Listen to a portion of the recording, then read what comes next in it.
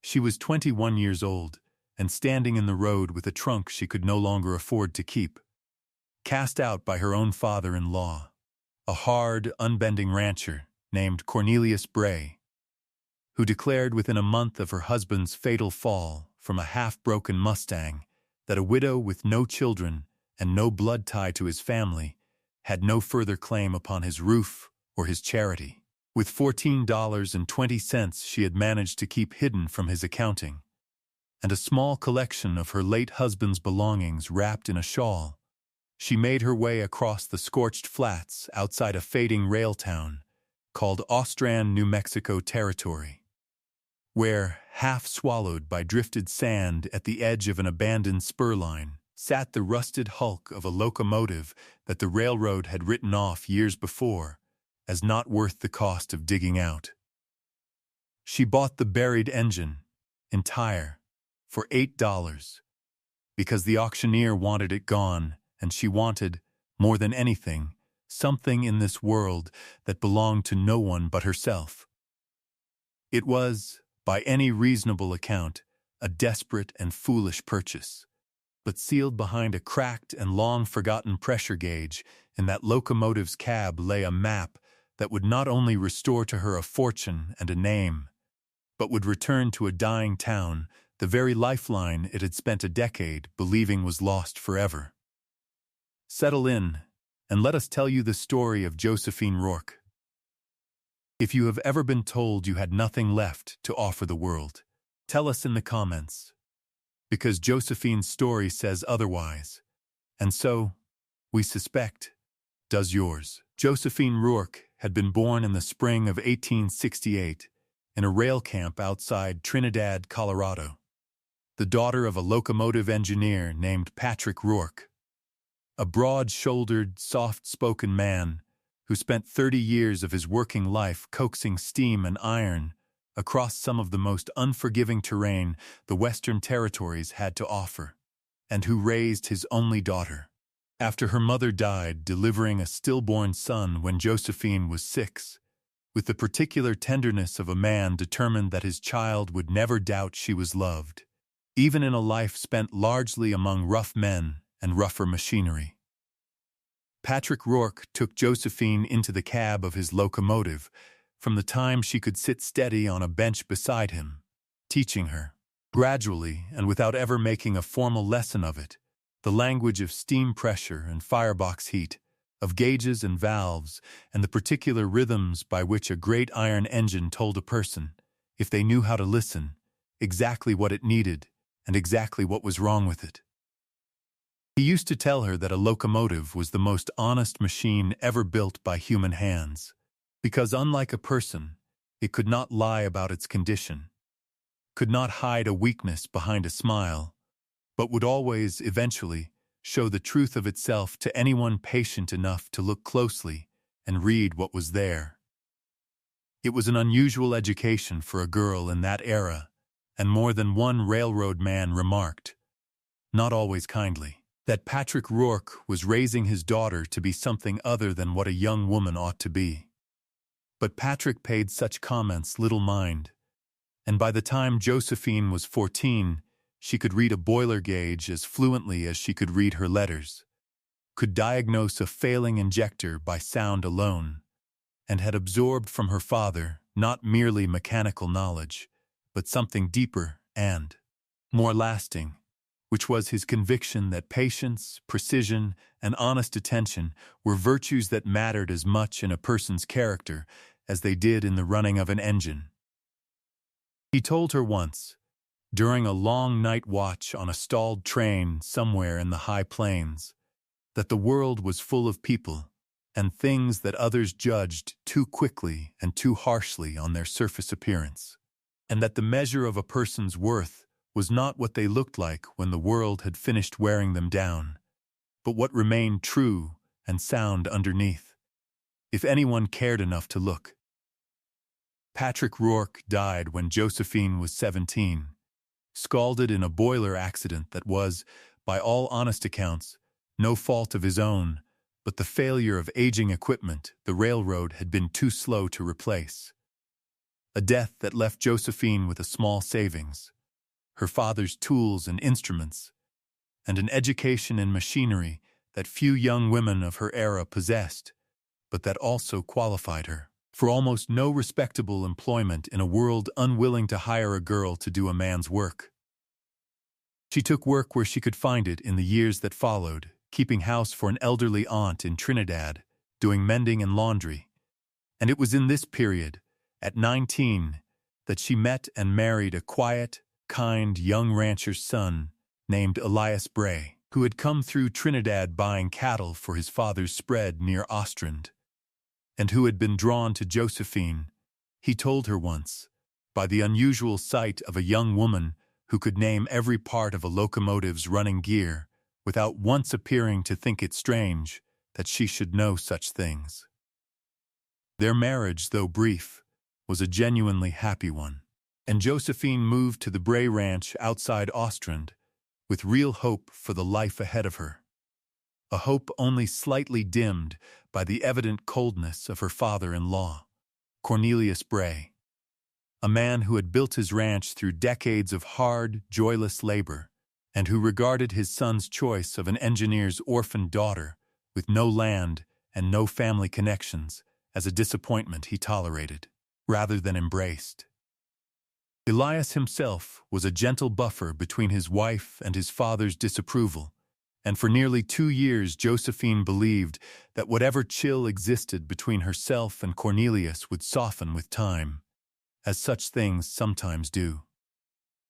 It was Elias's death, thrown from an unbroken horse he had insisted on riding against his father's own advice, that removed that buffer entirely and revealed to Josephine, in the weeks of grief that followed, precisely how little warmth Cornelius Bray had ever truly held for her. Cornelius Bray did not wait long after his son's burial to make his intentions known. He informed Josephine, in a conversation notable for its complete absence of any softening courtesy, that the ranch and all its holdings belonged to the Bray family by blood, that she had contributed nothing to its building and held no legal claim upon it now that her husband was gone, and that he expected her to make other arrangements within the month. When Josephine, still raw with grief, asked whether he intended to offer her nothing at all in recognition of the 2 years she had spent as his son's wife, Cornelius told her, with a bluntness that she would remember for the rest of her life, that a childless widow was, in the harsh calculus of inheritance, no different from a hired hand whose employment had simply ended, and that sentiment had no place in the running of a ranch that had taken him 30 hard years to build.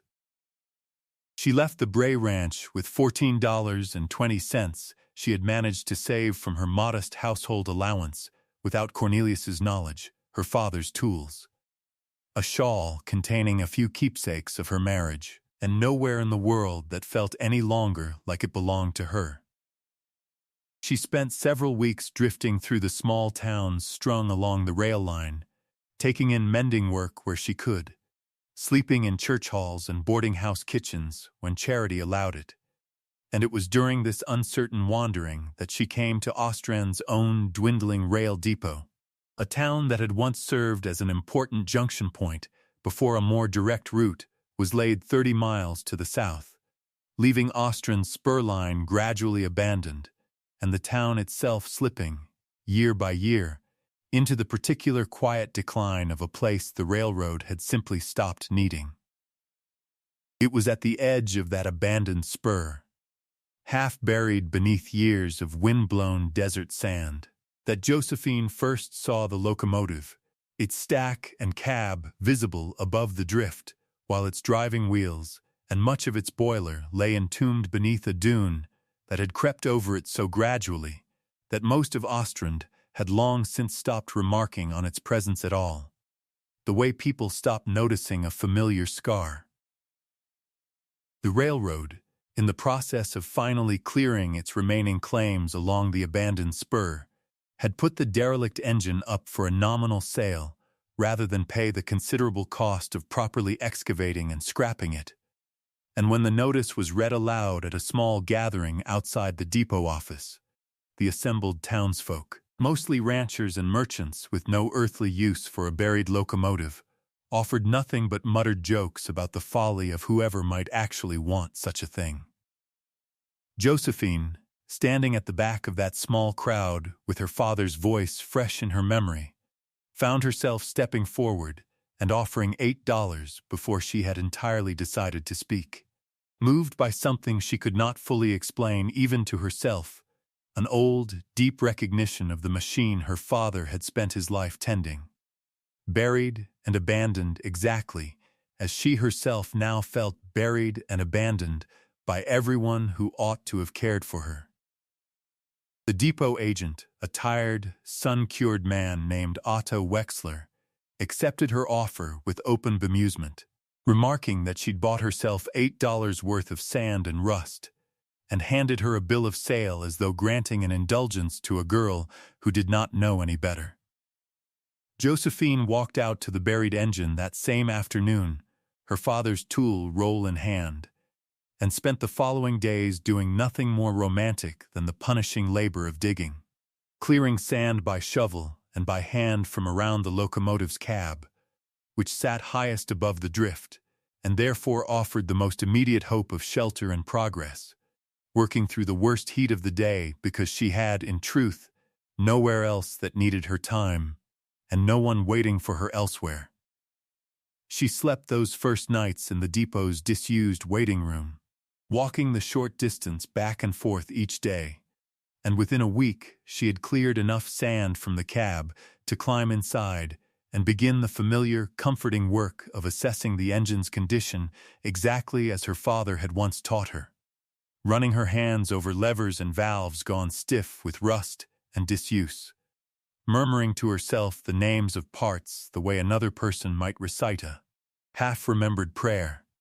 It was while working to clear sand and grit from around the boiler pressure gauge, a large brass-rimmed instrument mounted prominently in the cab where an engineer's eye would naturally fall upon it 100 times an hour,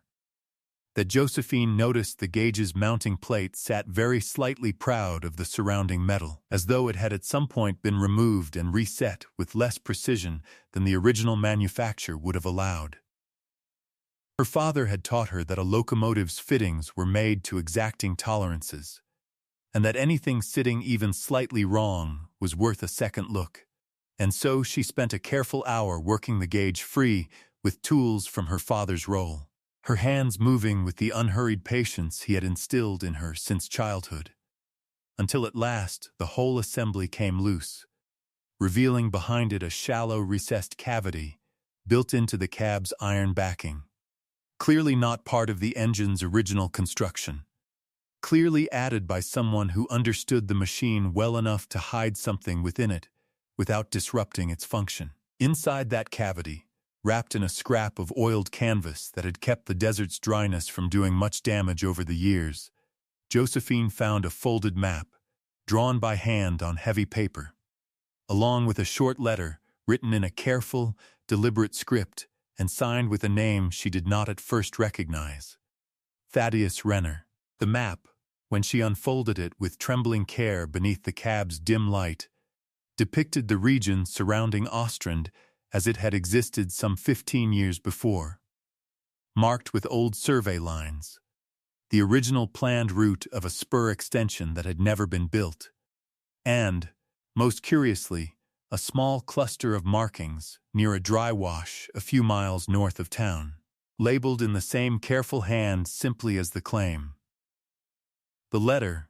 dated some 15 years earlier and addressed to no one in particular,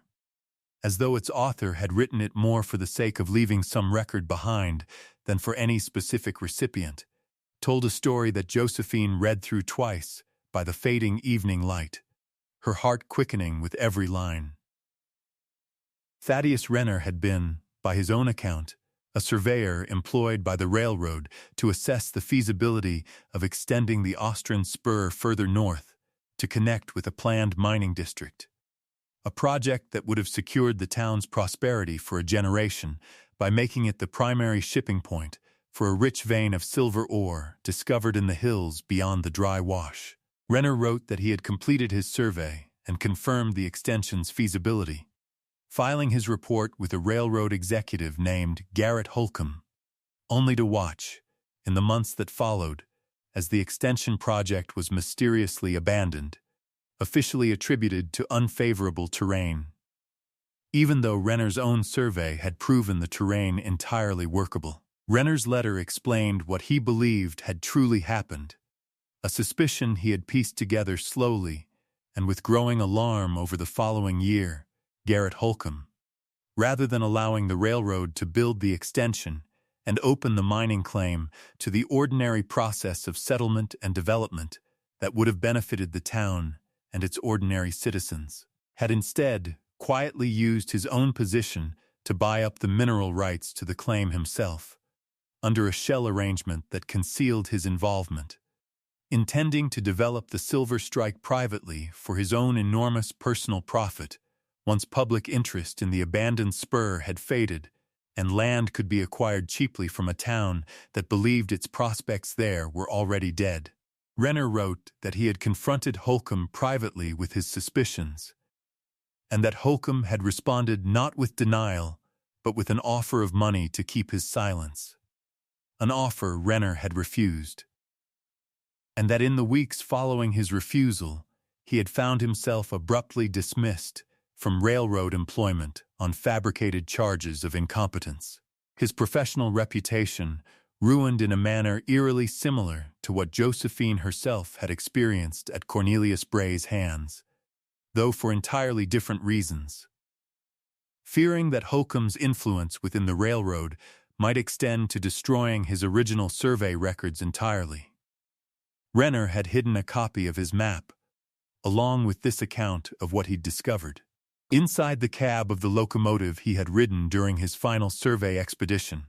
a locomotive that, through some quiet irony neither man could have anticipated, would itself be abandoned and buried within a handful of years when the spur line it served was rendered obsolete by the very stalled extension project Holcomb had suppressed. Renner's letter ended with a statement of intention to bring his evidence before the Territorial Mining Commission, once he found a position secure enough to risk Holcomb's retaliation, but a brief, later notation in a different, weaker hand, evidently added after Renner's original writing, recorded simply that Thaddeus Renner had died of a fever in Santa Fe before he ever found that security. His evidence buried with him inside a cold, forgotten engine that no one would think to search for another 15 years. Josephine sat with that letter and map open in her lap long after the cab had gone dark around her, understanding with a clarity that felt almost physical that she now held in her hands proof of a fraud that had quietly strangled Ostran's prosperity for a decade and a half. A fraud committed not by any impersonal misfortune of geography or economics, as the town had always believed, but by one man's deliberate greed. She spent the following days verifying what she could,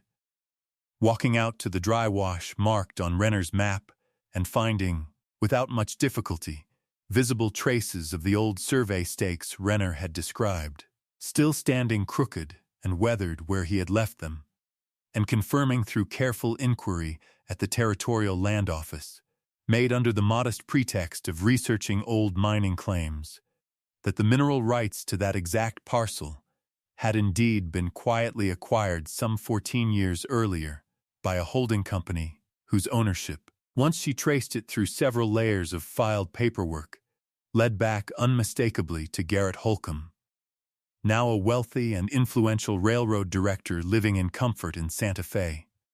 entirely unconnected in the public eye to the small, forgotten town whose fortunes he had so thoroughly diverted to his own benefit. It did not take long for word to travel that the widow living out at the buried locomotive had been asking pointed questions about old mining claims and the abandoned spur extension, and Garrett Holcomb, informed by an associate still monitoring affairs in the region on his behalf, traveled to Ostrand himself within a matter of weeks, arriving with the polished, unhurried confidence of a man who had spent 15 years believing his secret entirely safe. He came to see Josephine at the depot, where she had since taken up modest lodging while continuing her slow excavation of the locomotive in whatever hours she could spare, and he was, in his opening manner, all courteous condescension, complimenting her resourcefulness, offering to purchase the old map and letter from her for a sum he called generous, and suggesting, with the smoothness of long practice, that whatever fanciful story a dead surveyor had scrawled inside an old engine cab surely reflected nothing more than the bitter imaginings of a man disappointed in his own career. Josephine, who had learned patience from her father and precision from years of reading machinery that could not lie, let Holcomb talk himself nearly to the end of his confidence before she informed him, quite calmly, that she had already confirmed the ownership trail behind the holding company at the Territorial Land Office, and that she intended to bring both Renner's account and her own findings before the Mining Commission and the Town Council of Ostrand together, to let the people whose prosperity he had stolen decide for themselves what should be done with the knowledge. Holcomb's courteous mask slipped then, replaced by something colder, and he told her, in a voice gone quiet and precise, that a widow with no standing, no family, and no proof beyond the ramblings of a disgraced and long-dead surveyor would find herself dismissed and possibly ruined by powerful men who had far more resources than she could ever muster to protect a story he insisted was fiction.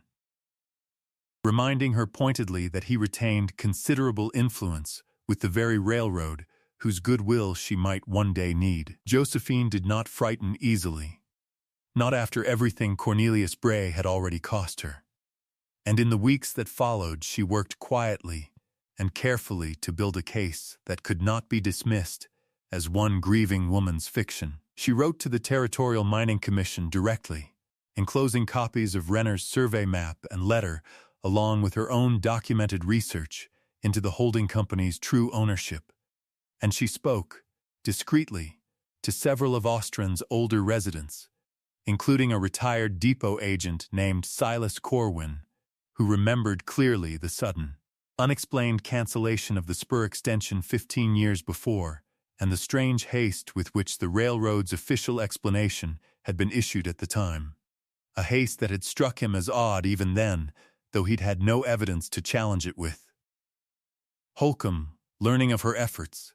attempted to discredit her preemptively, spreading word among his remaining contacts in the territory that the widow at Ostrand was engaged in a foolish and possibly fraudulent scheme to claim mineral rights she had no legitimate stake in. A characterization calculated to make the Mining Commission wary of her motives before she ever had the chance to present her evidence honestly. For a time it seemed Holcomb's reach and reputation might simply overwhelm whatever truth Josephine could offer.